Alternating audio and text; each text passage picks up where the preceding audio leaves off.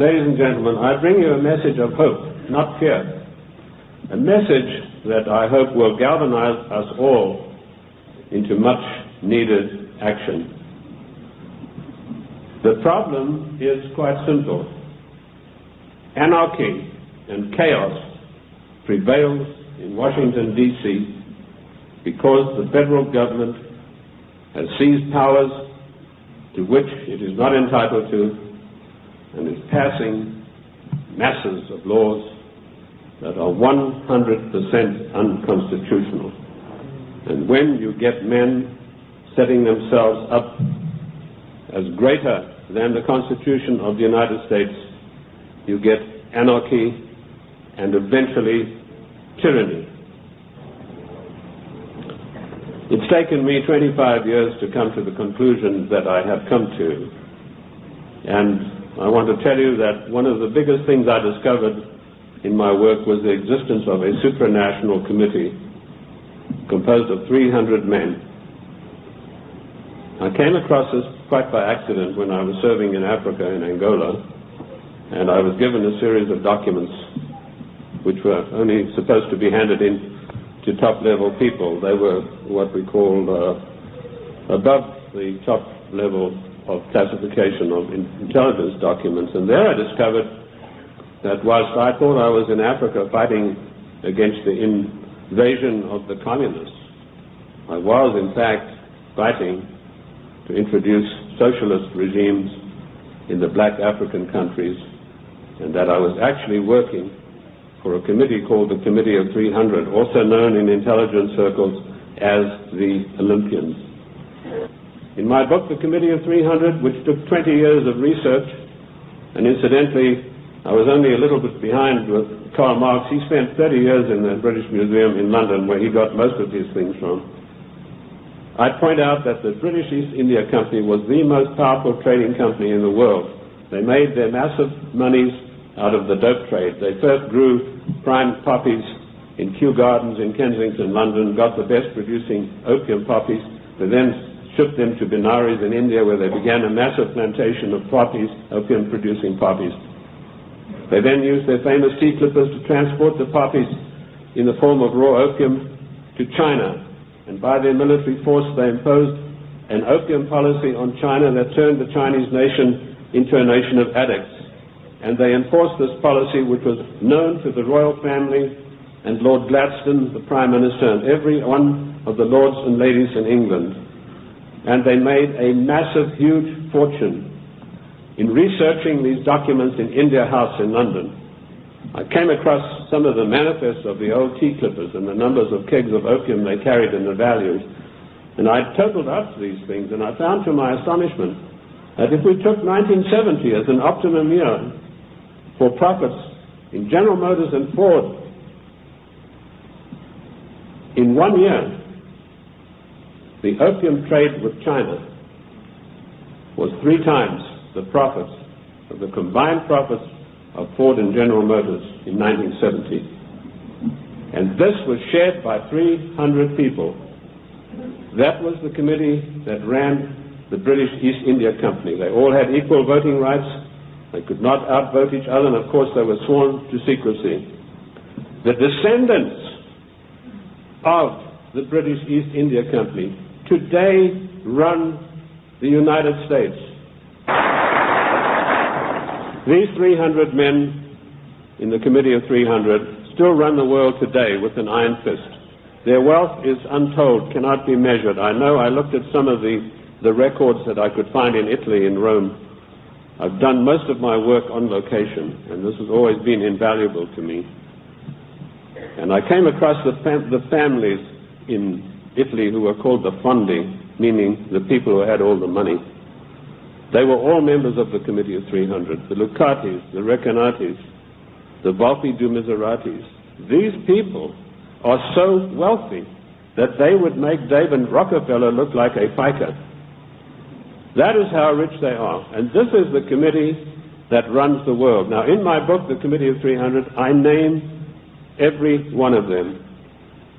This is not a book that talks about they. It gives you specifics. And I must say I do the same thing in my new book, Socialism, The Road to Slavery, which was 10 years in researching. On July the 4th, 1789, George Washington told the Congress, it is necessary for us to impose tariffs to protect the manufactories of our colonies. That was the first trade barrier. Now, let us dispose for once and for all with the words that have been implanted on our minds, like isolationist, and you are for restricted trade, and you are against global trade. The United States of America did not grow great on global trade. The United States of America grew great on the hard labor of the people who lived in those days and the wise protection barriers put up by President George Washington, because immediately after the war they tried, the British, to try to down the United States through so-called free trade, which is nothing but piracy. Free trade, ladies and gentlemen, is a one-way street which allows other countries to dump their products on our markets to the detriment of our own people. That's what free trade is. It's strictly a one-way street.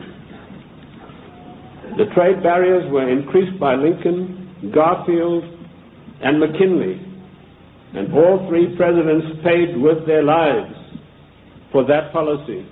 Disraeli was particularly incensed with Lincoln. Disraeli was the British Prime Minister at the time, and he ordered British MI6 to assassinate Lincoln, which is what they did. The same way as British MI6 publicly executed President John F. Kennedy at a later time. Our founding fathers and our presidents saw the value of trade barriers. They realized that we, if we wanted to progress, were not to be the dumping ground of the world. And I'm going to leave that subject for now and return to it later. The format that I want to use this morning is the type of questions that are most often asked of me. I've spoken to hundreds of thousands of people across the United States and worldwide, and I've been on many, many radio shows, and these type of questions, we note them, and this is what comes up most of all. Who and what is the Committee of 300? Well, I've dealt with that. I've told you this is a supranational body that knows no boundaries, respects the laws of no countries. The first time that they were publicly announced was by a German socialist by the name of Walter Rathenau. Now, I'll give you some background of Walter Rathenau. He was the financial advisor to the Kaiser of Germany, and he was also the financial advisor to the Rothschilds, the French family Rothschild. So he must have known what he's talking about. He made an astonishing statement in 1934. He said, there is a committee of 300 men that rule the world. They are known only to each other, and nothing happens without their consent. When former head of state Mikhail Gorbachev visited the United States a few years ago, flanked by George Bush and Quayle, he opened his Gorbachev Foundation in the United States. And he let slip, he said, this is being done with approval of the Committee of 300.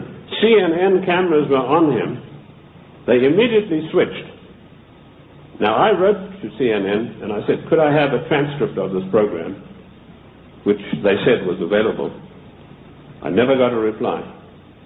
I followed it up with letter after letter, but nothing ever came of it. The point I'm trying to make, ladies and gentlemen, is that the federal government, the secret upper-level parallel government that runs the United States, does not want you to know that you have an upper-level parallel government that calls the shots, that dictates what is going to happen to your life and mine.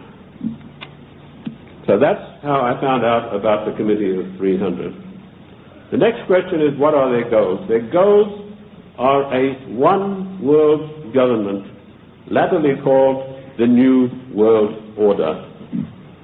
The one-world government began with King George